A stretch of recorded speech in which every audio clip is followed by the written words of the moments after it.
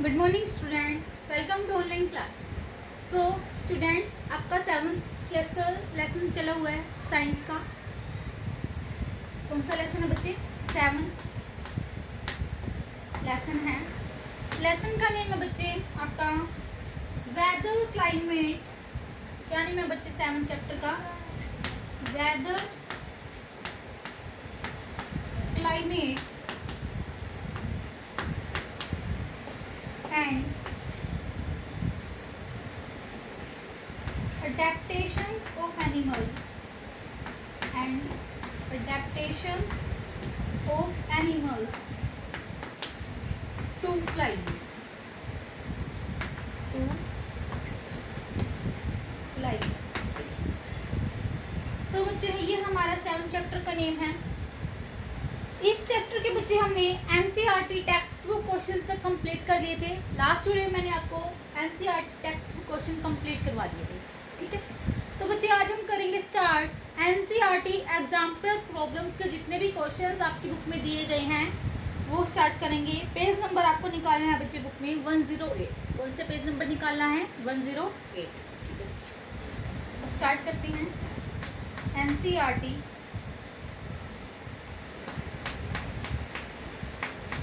Exemplar problems के जो sold question है। कौन से क्वेश्चन है बच्चे? जो सोल्ड क्वेश्चन दिए गए हैं, ठीक है। ये क्वेश्चंस आपको बच्चे सिर्फ लर्न करनी है बुक में से देख के। बुक में इसके आंसर दिए गए हैं, ठीक है। मैं आपको समझाऊंगी सिर्फ इन क्वेश्चन के आंसर और क्वेश्चंस को, ठीक है। तो लास्ट वीडियो मैंने आपको जो एनसीईआरटी टेक्स्ट बुक क्वेश्चन बच्चे करवाए थे, होप कि आपने वो लर्न कर लिए होंगे सारे के सारे क्वेश्चन। सो स्टार्ट करते हैं एनसीईआरटी एग्जाम्पलर प्रॉब्लम्स के जितने भी क्वेश्चन दिए गए हैं। सबसे पहले दिए गए हैं बच्चे मल्टीपल चॉइस क्वेश्चन। कौन से क्वेश्चन दिए गए हैं बच्चे? Multiple choice question. Multiple choice question start करते हैं हम, ठीक है। सो मल्टीपल चॉइस क्वेश्चन में बच्चे क्वेश्चन नंबर जो फर्स्ट है, मल्टीपल चॉइस क्वेश्चन में जो क्वेश्चन नंबर फर्स्ट है वो देखते हैं। फर्स्ट क्वेश्चन बच्चे जो दिया गया है उसे पढ़िए एक बार। The maximum and minimum temperature displayed daily in the weather bulletin refer to the. जो मैक्सिमम और मिनिमम मीन्स ज़्यादा, अत्यधिक और न्यूनतम बोलते हैं, जो टेम्परेचर है, तापमान है, डिस्प्ले होता है डेली वेदर बुलेटिन पे, तो उसे वो किससे रेफर करता है, उस पर क्या बताया जाता है। तो ऑप्शंस क्या क्या दिए गए हैं, जो भी आपको ऑप्शन दिए गए हैं उनमें से जो आपको करेक्ट लगता है बच्चे उसको आपको टिक करना है पेंसिल के साथ, ठीक है। बुक में आप टिक कर सकते हो। सो ए ऑप्शन दिया गया है highest day temperature and lowest night temperature of the day. Highest day B option is highest day temperature and highest night temperature of the month. C option is temperature recorded at 12 noon and at midnight 00.00 hours. And D option is average highest temperature of the day and average lowest temperature of night. तो इसमें क्या होता है कि जो हमें display किया जाता है, जो मैक्सिमम और मिनिमम टेम्परेचर होता है उस पे बुलेटिन पे, वेदर बुलेटिन पे, उसका क्या मतलब होता है कि जो हाईएस्ट टेम्परेचर होता है डे टाइम पे और नाइट टाइम पे जो मिनिमम टेम्परेचर होता है, लोअर टेम्परेचर होता है वो, ठीक है। तो इसमें जो क्वेश्चन फर्स्ट है बच्चे, क्वेश्चन फर्स्ट का ऑप्शन आएगा, आंसर आएगा ए ऑप्शन पे आप टिक कर सकते हो। आंसर करवा रही हूँ आपको डायरेक्ट। आंसर फर्स्ट का क्या आएगा बच्चे? Option number A. Option number A पे आप ऐसे टिक कर सकते हो। ऑप्शन ए क्या दिया गया है? Highest day temperature, highest day temperature end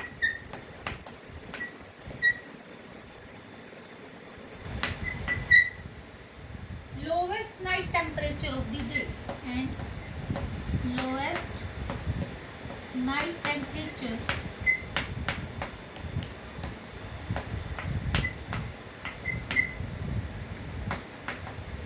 of the day.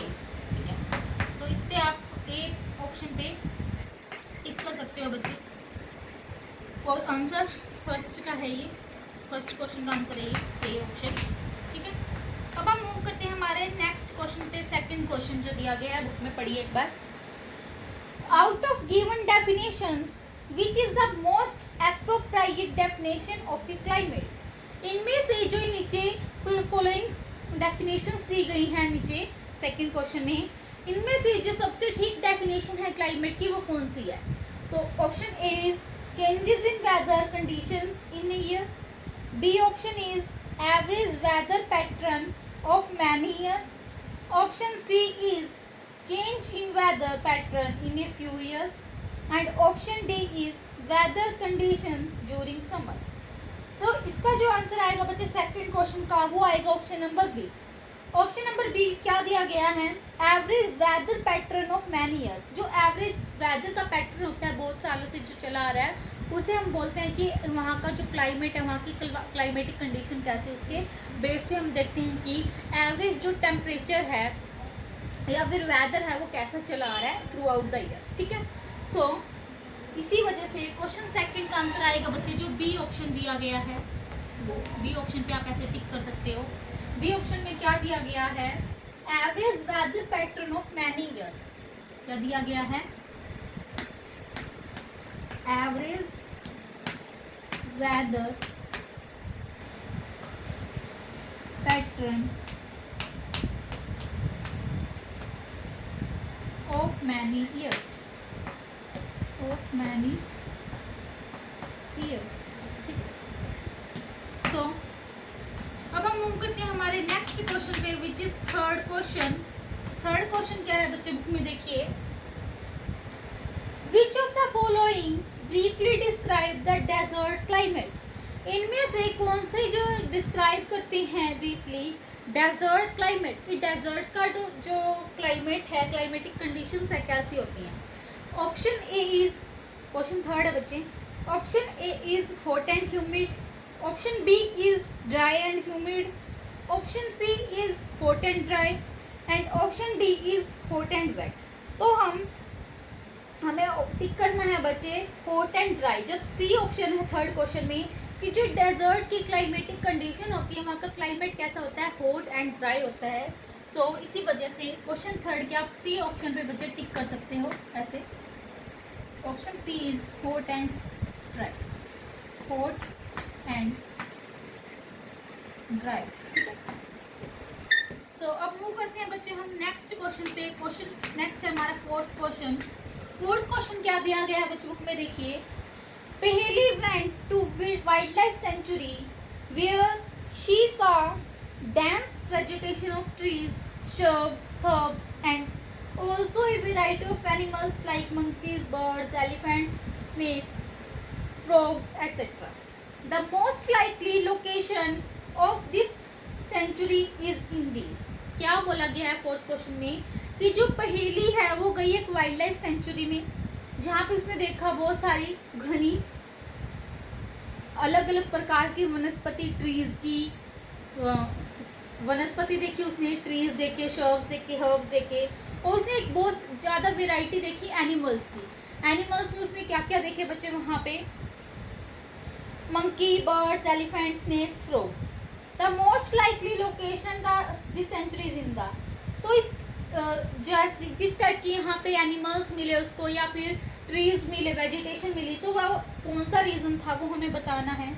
Option A is temperate region, option B is tropical region, option C is polar region and option D is coastal region. तो आपको बच्चे option B पे टिक करना है, tropical region पे। कौन से reason पे, ट्रॉपिकल रीजन, जो बी ऑप्शन दिया गया है उस पर टिक करना है, ट्रॉपिकल रीजन। क्वेश्चन नंबर 4 का आंसर बच्चे बी ऑप्शन, ट्रॉपिकल रीजन जो है वहाँ का होगा। ठीक है, उसके बाद बच्चे फिफ्थ क्वेश्चन है।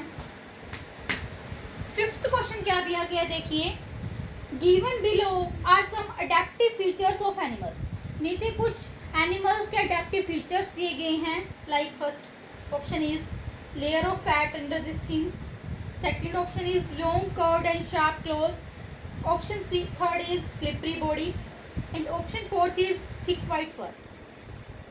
Which of them are the adaptive features of a polar bear? जो पोलर बियर होता है उसके अडेप्टिव फीचर कौन कौन से इनमें से? तो इनमें से जो बच्चे आंसर आएगा वो आएगा डी ऑप्शन। डी ऑप्शन क्या है? फर्स्ट, सेकंड और फोर्थ है जो वो। फर्स्ट क्या था? Layer of fat under the skin. फिर क्या था बच्चे? सेकंड लॉन्ग कर्व्ड और शार्प क्लॉज होते हैं। और क्या आएगा? जो थिक वाइट फर होता है पोलर बियर का। तो ये सारे फीचर्स होते हैं पोलर बियर के, ठीक है। तो आप टिक कर सकते हो बच्चे फिफ्थ क्वेश्चन के डी ऑप्शन पे। कौन से ऑप्शन पे? डी ऑप्शन पे। डी ऑप्शन में क्या दिया गया है? First, second and fourth. क्या क्या दिया गया है? फर्स्ट, सेकंड एंड फोर्थ, ठीक है। तो इसी के साथ बच्चे हमारा फिफ्थ क्वेश्चन भी कंप्लीट होता है। अब हम मूव करते हैं हमारे नेक्स्ट क्वेश्चन पे। नेक्स्ट क्वेश्चन क्या है बच्चे? Sixth question. सिक्स्थ क्वेश्चन क्या दिया गया बुक में? पढ़िए।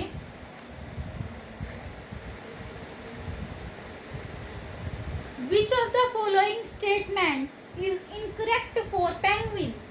इनमें से कौन सी ऐसी स्टेटमेंट है जो इनकरेक्ट है, मीन्स ठीक नहीं है पेंगुइन्स के लिए? इनमें से पेंगुइन्स कौन सा फीचर शो नहीं करते हैं? Option A is they huddle together, option B is they cannot swim, option C is they have webbed feet and option D is they have streamlined body।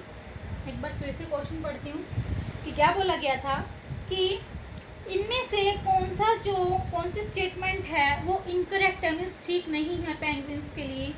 Option A is they huddle together, option B is they can not swim, option C is they have webbed feet and option D is they have streamline body. तो sixth question का बच्चे answer आएगा they can not swim, B पे। B sixth के B option पे आप टिक कर सकते हो कि जो पेंगुइन्स है वो क्या नहीं कर सकते? स्विम नहीं कर सकते, तैर नहीं सकते। सो आप टिक कर सकते हो बच्चे बी ऑप्शन पे। सिक्स्थ क्वेश्चन के बी ऑप्शन पे आप टिक कर सकते हो, ठीक है। सो लिखते हैं बच्चे सिक्स्थ क्वेश्चन का आंसर। सिक्स, ठीक है। सिक्स क्वेश्चन का आंसर बता रही हूँ मैं आपको। सिक्स्थ क्वेश्चन का आंसर है बच्चे option number B. Option number B क्या है? ऐसे टिक करना है आपको। ऑप्शन बी क्या है बच्चे? दे कैन नॉट स्विम। क्या है option? They can not swim. ये क्या नहीं करते बच्चे? पेंगुइन्स स्विम नहीं करते, ठीक है। उसके बाद क्वेश्चन नंबर 7 पे आते हैं। क्वेश्चन 7 क्या दिया गया है बुक में? पढ़िए एक बार। The coldest region on the earth is the. जो कोल्डेस्ट रीजन होता है अर्थ पे वो कहाँ पे होता है? ऑप्शंस दिए गए हैं। A polar region, option B is tropical region, option C is temperate region and option D is coastal region. तो यहाँ पे जो आंसर आएगा बच्चे 7th क्वेश्चन का वो आएगा पोलर रीजन। क्योंकि पोलर रीजन पे क्या होता है बच्चे? वहाँ पे सूरज तो बहुत ही कम निकलता है, वहाँ पे बहुत ही ठंड होती है, बहुत ही कोल्डेस्ट रीजन होता है वो अर्थ का। सो इसी वजह से इसका आंसर आएगा बच्चे 7th क्वेश्चन का ए ऑप्शन। क्या आएगा? ए ऑप्शन पे आप टिक कर सकते हो। ए ऑप्शन क्या है बच्चे? Polar region. क्या है? पोलर रीजन, ठीक। सो इसी के साथ बच्चे हमारे जो मल्टीपल चॉइस क्वेश्चन हैं एनसीईआरटी एग्जाम्पलर प्रॉब्लम्स के वो कंप्लीट होते हैं। होप कि आपको ये क्वेश्चंस बिल्कुल अच्छे से समझ में आ गए होंगे और आपको ये क्वेश्चंस लर्न भी करने हैं। ओके बच्चे, अब हम मूव करते हैं हमारे नेक्स्ट क्वेश्चन पे जो दिए गए हैं वेरी शॉर्ट आंसर क्वेश्चन। क्या दिए गए बच्चे? Next very short answer question, ठीक है। तो ये मैं रब कर देती हूँ। अब हम करते हैं एनसीईआरटी एग्जाम्पलर प्रॉब्लम्स के very short question.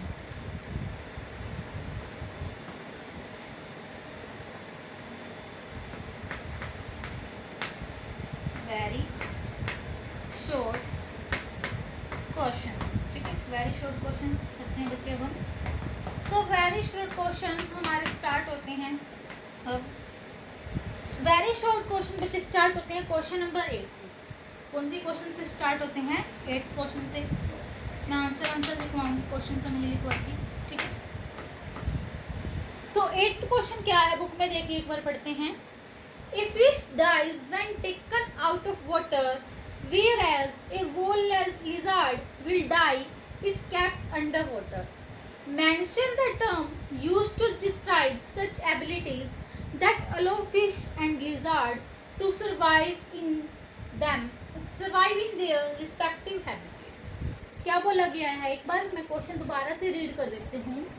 A fish dies when taken out of water, whereas a whole lizard will die if kept underwater. Mention the term used to describe such abilities that allow fish and lizard to survive in their respective habitats. क्या बोला गया बच्चे 8th question में? ध्यान से सुनिए कि अगर एक फिश है वो डाई कर जाती है, मर जाती है जब हम उसको वाटर से बाहर निकालते हैं, जबकि एक जो वोल लिजार्ड है अगर हम उसको पानी के अंदर डालते हैं, पानी के अंदर रखते हैं, तो वो क्या कर जाती है? वो तब डाई कर जाती है, ठीक है। अपोजिट केस है ना, अगर हम क्या करें, फिश को बाहर निकाल रहे हैं तो वो डाई कर रही है, अगर हम छिपकली को क्या कर रहे हैं, पानी के अंदर डाल रहे हैं तो वो डाई कर रही है, तो वो मर रही है। तो हमें क्या करना है? टर्म बतानी है जो यूज़ होती है, डिस्क्राइब करती है, उसकी जो एबिलिटीज़ हैं जो अलो करती हैं फिश और लिजार्ड को सर्वाइव करने के लिए उनके रिस्पेक्टिव हैबिटेट्स में, ठीक है। तो एक ऐसी टर्म आएगी, ऐसी टर्म का नाम बताना है जो उसकी फीचर्स है, जो उसके एडेप्टिव फीचर्स है, हैबिट्स उसकी, उसको डिस्क्राइब करती है अच्छे से। तो आंसर क्या आएगा बच्चे क्वेश्चन नंबर 8 का? अडेप्टेशन। जो अडेप्टेशन है, उनकी बॉडी क्या हो रही है, जो अडेप्ट हो रही है जिस भी हैबिटेट में वो रह रहे हैं। हैबिटेट क्या होता है? मीन्स बच्चे जो रहने का स्थान होता है, जैसे जो हमारा रहने का स्थान आपको पता है कि हम एक हाउस में रह रहे हैं, तो जैसे वो फिश है वो कहाँ पे रह रही है? वाटर के अंदर रह रही है, तो वाटर क्या है? उसका एक हैबिटेट है, ठीक है। हैबिट और हैबिटेट में बच्चे डिफरेंस है। हैबिट जो उसकी आदत है और हैबिटेट उसका रहने का स्थान होता है, ठीक है। सो क्वेश्चन नंबर 8 का आंसर क्या आएगा बच्चे? अडेप्टेशन। क्या आएगा? अडेप्टेशन, ठीक है। सो क्वेश्चन नंबर 8 का आंसर बच्चे इतना ही है, अडेप्टेशन। सो ये 8th क्वेश्चन हमारा कंप्लीट होता है। अब हम मूव करते हैं हमारे नेक्स्ट क्वेश्चन पे, which is 9th question. So 9th question बच्चे बुक में क्या दिया गया है देखते हैं। Give one example of an animal that can live both in water and on land. हमें क्या करना है? एक एग्जाम्पल देना है उस एनिमल का जो वाटर में भी रह सकता है और लैंड पे भी रह सकता है। तो मैंने आपको बताया था जब लेसन रीड करवाया था कि फ्रॉग एक ऐसा एनिमल है जो वाटर में भी रह सकता है और वो लैंड पे भी रह सकता है। सो आंसर क्या आएगा बच्चे? फ्रॉग। सो लिखते हैं फ्रॉग, या फिर कोई और एम्फीबियन हो सकता है। एम्फीबियन किसको बोला जाता है बच्चे? जो लैंड पे भी सर्वाइव कर सकता है और वाटर में भी सर्वाइव कर सकता है, ठीक है। सो उसको एम्फीबियन बोला जाता है। तो फ्रॉग भी बच्चे क्या है? एक एम्फीबियन है। क्या है? एम्फीबियन। और एनी अदर एम्फीबियन, ठीक है। तो बच्चे इसी के साथ हमारा जो ये क्वेश्चन है, क्वेश्चन नंबर 9 कंप्लीट होता है, ठीक है। क्वेश्चन नंबर 9 का आंसर है बच्चे फ्रॉग, ठीक है। अब हम मूव करते हैं हमारे नेक्स्ट क्वेश्चन पे, विच इज 10th क्वेश्चन। कौन सा क्वेश्चन है बच्चे? 10th क्वेश्चन, ठीक है। सो 10th क्वेश्चन क्या दिया गया है? State whether the following statements are true और false, correct the false statement. क्या बोला गया है कि जितनी जो नीचे स्टेटमेंट्स दी गई हैं उन्हें बताना है कि वो ट्रू है या फॉल्स है। अगर फॉल्स है तो हमें करेक्ट जो स्टेटमेंट है बच्चे साथ में वो भी बताना है, ठीक है। सो स्टार्ट करते हैं 10th क्वेश्चन। 10th क्वेश्चन में बच्चे ए फर्स्ट स्टेटमेंट जो दी गई है वो क्या है? It is easy to predict weather rather than climate. क्या ये बहुत ही ईजी है प्रिडिक्ट करना, मीन्स पता लगाना कि वेदर का या फिर क्लाइमेट का। तो वेदर का हम अच्छे से पता लगा सकते हैं, क्लाइमेट का हाँ तो आपको पता ही है कि हम वेदर का अच्छे से पता लगा सकते हैं कि मौसम कैसा है। तो इसने क्या बोला गया? Predict weather rather than climate. तो आंसर क्या आया है बच्चे? फॉल्स आएगा फर्स्ट का, क्योंकि it is easy to predict the climate rather than the weather. Climate का हम अच्छे से पता लगा सकते हैं रेदर देन वेदर से। सो फर्स्ट जो है बच्चे 10th का जो ए पार्ट का आंसर है वो क्या आएगा, फोर्स। क्या आएगा, फोर्स। इतना भी काफ़ी है बच्चे, जरूर नहीं आगे लिखना। फिर है बच्चे 10th क्वेश्चन का बी पार्ट। 10th क्वेश्चन का जो बी पार्ट दिया गया है वो क्या है, since very few prey are available polar bear does not need to have strong sense of smell। since क्या बोला गया है, since very few prey are available कि बहुत ही कम शिकार बचे हुए हैं, देखे होते शिकार। polar bear की क्या नहीं होती, does not have strong sense of smell। क्या जो polar bear है उसकी strong sense of smell नहीं होती, तो उसकी तो होती है। और ज़रूरत होती है उसको तो अच्छी स्मेल की, किस चीज़ के लिए, ताकि वो पता लगा सके कि उसका शिकार कहाँ से प्रेजेंट है, कहाँ पे वो इस टाइम प्रेजेंट। ठीक है, तो इसी वजह से क्वेश्चन नंबर जो भी है बच्चे वो भी क्या है, फॉल्स स्टेटमेंट है। क्या आएगा, सेकंड बी पार्ट का, 10th के बी पार्ट का आंसर भी क्या आएगा बच्चे, फॉल्स। ठीक है, अब हम मूव करते हैं हमारे 10th क्वेश्चन के सी पार्ट पे। सी पार्ट क्या दिया गया है देखते हैं। Penguins together to fight the cold polar climate. कि जो पेंगुइन्स होते हैं वो स्टिक कर जाते हैं टुगेदर टू फाइट। अब पेंगुइन्स क्या है, आपस में वो चिपक के रहते हैं ताकि वो पोलर रीजन, जो पोलर रीजन में क्या आपको बहुत ज़्यादा ठंड है, कि वो पोलर क्लाइमेट से, कोल्ड पोलर क्लाइमेट से बच सकें, इसलिए वो आपस में चिपक के रहते हैं। तो ये स्टेटमेंट करेक्ट है या फिर फॉल्स है, फॉल्स है बच्चे, ट्रू है या फॉल्स है। तो ये बच्चे क्या है, थर्ड स्टेटमेंट जो दी गई है वो ये ट्रू है। ट्रू क्यों है, क्योंकि जो पेंगुइन्स है वो ठंड से बचने के लिए आपस में वो चिपक जाते हैं, वो ग्रुप में रहना पसंद करते हैं। इसी वजह से जो 10th क्वेश्चन की सी पार्ट का आंसर आएगा बच्चे वो आएगा ट्रू। ठीक है, अब हम मूव करते हैं 10th क्वेश्चन के बच्चे डी पार्ट। 10th क्वेश्चन का कौन सा पार्ट है अब, डी पार्ट। तो डी पार्ट क्या दिया गया है बुक में देखिए, tropical rain forest are cool and humid throughout the year because of heavy rain all the time। दोबारा से रीड करती हूँ एक बार डीप पार्ट 10th क्वेश्चन का। Tropical rain forest are cool and humid throughout the year because of heavy rainfall all the time. क्या जो tropical rain forest region है वो ठंडे रहते हैं थ्रू आउट द ईयर और वहाँ पे ज़्यादा से ज़्यादा बारिश होती है। हमें पता है कि जो ट्रॉपिकल रेन फॉरेस्ट है बच्चे वो तो हमेशा हॉट होते हैं, वहाँ पे जो टेम्परेचर है हमेशा हाई रहता है। तो ये स्टेटमेंट बिल्कुल क्या है, गलत है। तो इसका हम आंसर क्या करेंगे, क्वेश्चन नंबर 10th का के डी पार्ट का फॉल्स। करेक्ट स्टेटमेंट क्या आएगी बच्चों, में लिखी गई है tropical rain forest are hot and humid throughout the year because of heavy rain all the time. वहाँ पे क्या है, रेन ज़्यादा होती है और इसी वजह से वहाँ का जो क्लाइमेट है बच्चे वो हमेशा कैसा रहता है, हॉट एंड ह्यूमिड। सो इसी के साथ बच्चे हमारा जो 10th क्वेश्चन है ये भी कंप्लीट होता है। ठीक है, अब हम मूव करते हैं हमारे नेक्स्ट क्वेश्चन पे which is 11th question and last question of very short answer type questions. ठीक है, 11th क्वेश्चन पे मूव करते हैं बच्चे हम। सो 11th क्वेश्चन क्या दिया गया है, 11th क्वेश्चन क्या दिया गया है पढ़ते हैं।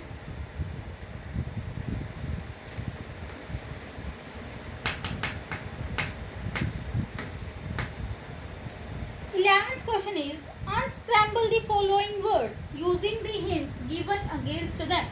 हमें क्या करने हैं, अनस्क्रैम्बल करने हैं। मीन्स जो यहाँ पे कुछ वर्ड्स दिए गए हैं बच्चे ये करेक्ट नहीं है, ये गलत लिखा कि इनकी स्पेलिंग कुछ गलत है। मीन्स ये अलग से इनकी स्पेलिंग दी गई है, इन्हें मिला के हमें एक स्पेलिंग बनानी है, एक वर्ड बनाना है अच्छा सा, जो ये हिंट दिए गए हैं उनसे इनसे पता करके। अब फर्स्ट क्या दिया गया है, 11th का बच्चे जो फर्स्ट है वो दिया गया है MATCLICE, MATLICE।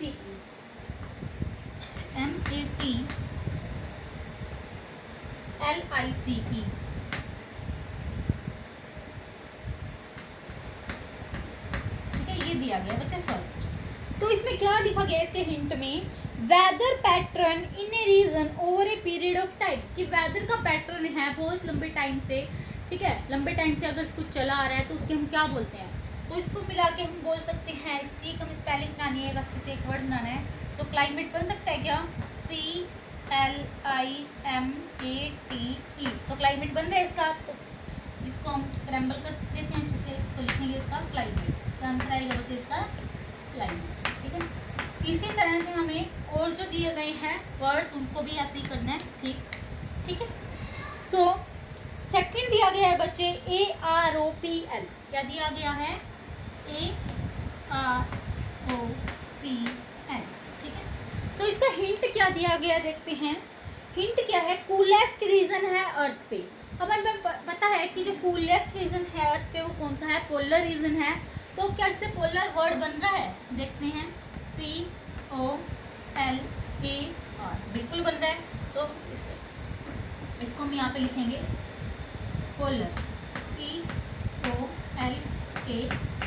ठीक है, सो सेकेंड भी पार्ट हमारा कंप्लीट होता है। अब हम मूव करते हैं हमारे थर्ड पार्ट पे। थर्ड पार्ट क्या दिया गया है बच्चों बुक में, देखते हैं।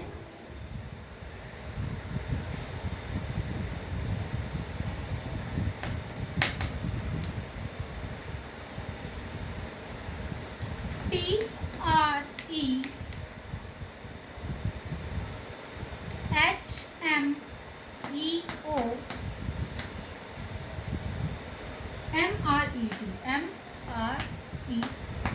एक बार और मैच कर लेते हैं बुक में, TREHMEOMRE।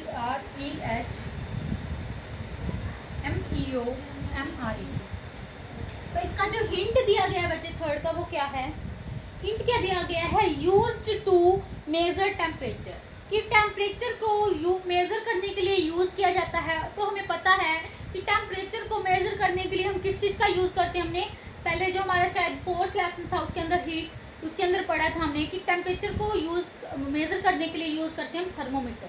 तो कैसे थर्मोमीटर बन रहा है, देखते हैं, THERMOMETER,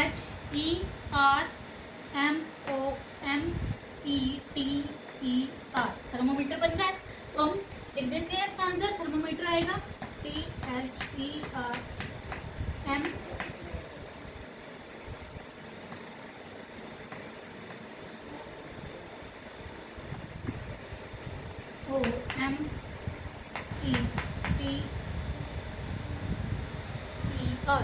थर्मोमीटर।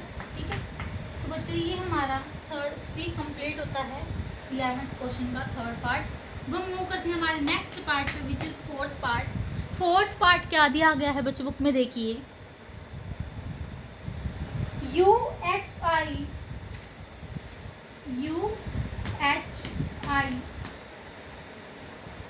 DYTMI ये दिया गया है हमारा। एक बार दोबारा से मैच करते हैं, UHI DYTMI।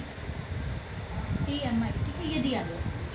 सो हिंट क्या दी गई है इसकी, देखिए, फीचर ऑफ वेदर, वेदर का एक फीचर है। वेदर का एक फीचर क्या है, क्या इससे हमारा ह्यूमिडिटी बन पा रहा है, देखते हैं ह्यूमिडिटी बनता है या नहीं। HUMIDITY, ह्यूमिडिटी बिल्कुल अच्छे से बनता है, ये वेदर है, फीचर है वेदर का। तो हम लिखते हैं HUMIDITY, ह्यूमिडिटी बन पा रहा है। ठीक है, तो ये बच्चे हमारा करेक्ट है, इसे हमने वर्ड बना दिया ह्यूमिडिटी। फर्स्ट अनस्क्रैम्बल हमने किया उसको। फर्स्ट का बना वर्ड क्लाइमेट, सेकंड का बना बच्चे पोलर, थर्ड का बना थर्मोमीटर, एंड लास्ट का बना हमारा फोर्थ का ह्यूमिडिटी। सो इसी के साथ बच्चे हमारा जो 11th क्वेश्चन है ये भी कंप्लीट होता है। होप कि आज जो भी काम मैंने आपको करवाए, जितने भी क्वेश्चंस करवाए वो आपको अच्छे से समझ में आए होंगे। सो आज हमने क्या क्या किया बच्चा, हमने NCERT एग्जाम्पलर प्रॉब्लम्स के क्वेश्चन स्टार्ट किए। सबसे पहले हमने किए मल्टीपल चॉइस क्वेश्चन, वो हमने कंप्लीट कर लिए। फिर हमने किए बच्चे very short question, question number 8 से क्वेश्चन नंबर 11 तक से कंप्लीट हो गए हैं हमारे। होप कि आपको ये क्वेश्चन सारे के सारे समझ में आए होंगे और आपको ये क्वेश्चंस फेयर नोटबुक में राइट डाउन नहीं करने, सिर्फ लर्न करने हैं बुक में से देख के। सो बच्चे thank you and have a nice day. और नेक्स्ट वीडियो में बच्चे हम करेंगे शॉर्ट आंसर टाइप क्वेश्चंस। ठीक है, NCERT एग्जाम्पलर प्रोग्राम से। सो जितने भी क्वेश्चंस मैंने आपको करवाए वो आपको लर्न भी करने हैं अच्छे से, वीडियो लेक्चर एक बार देख के फिर आपको सारे याद करने हैं। सो बच्चे thank you and have a nice